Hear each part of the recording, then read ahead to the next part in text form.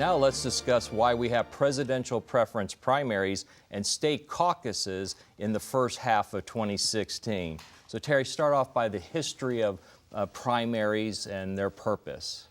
Well, the purpose of primaries and caucuses is for the voters to have a say in who the presidential nominee is going to be. And really up until the late 1960s, there were mostly caucuses where the real party activists, the people that were strongly committed to their parties, would come and they would say who they believe would be the best candidate to represent their party and to win the election.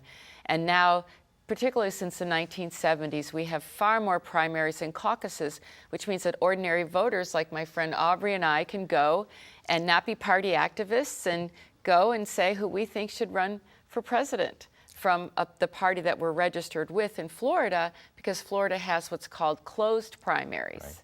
Right, and that confuses voters all the time about why can't I make a selection? Why do I have to stick to the party I'm registered in? And if I register with no party affiliation, I'm left out.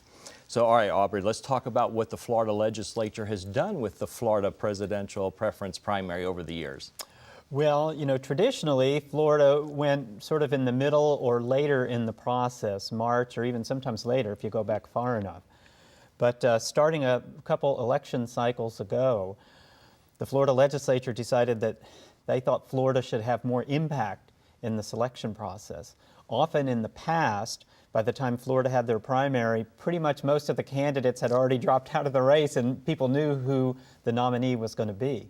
Okay. So Florida actually pushed their primaries up into January for a couple election cycles. It was the last week of the last Tuesday in January for 2008 and 2012. Yeah, and that was against the national party rules, because there's national party rules that set windows of when states are supposed to go.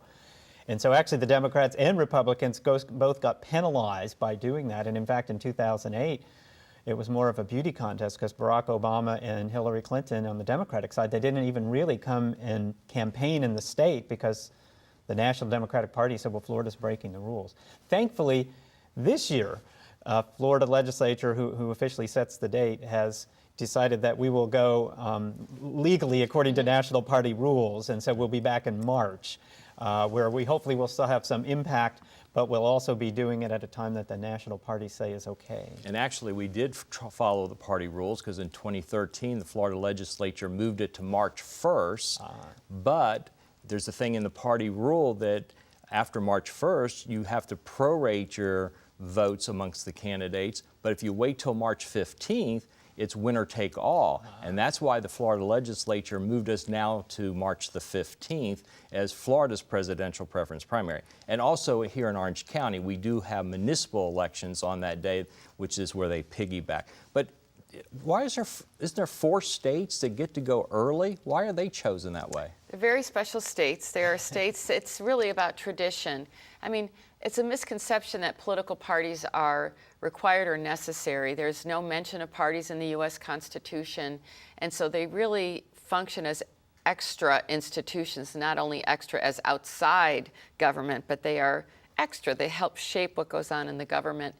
And it's really about tradition. The first primary in the nation is going to be held in New Hampshire, and the first caucus in the nation is Iowa. The first open primary is going to be in South Carolina. So they get to go early. There's a lot of novelty associated with what they do. And if you're a resident of any of those states, you get to meet a lot of presidential candidates every 4 years. Right. So real quickly, how did Iowa change? Because they've always been known to be first. So what's their change, Aubrey? Well, yeah, Iowa's still going to have the first in the nation caucus, but traditionally they even months and months before that had what they called the Iowa straw poll, where they tried to get all the presidential candidates to come and campaign in person, and then they would just have a non-binding poll to see, okay, who's ahead. And if you won that, it would give you, as a candidate, a lot of name recognition and let you raise a lot of money. But a lot of candidates have been avoiding it, and so Iowa actually has decided they're not going to do their straw poll this year. Right. And the other thing we're going to talk about is how the results of that election helped select the delegates that go to the national convention. So Dr. Fine, Dr. Jewett, thank you for your insight on the party primaries and the caucuses. Thank you. We'll be right back.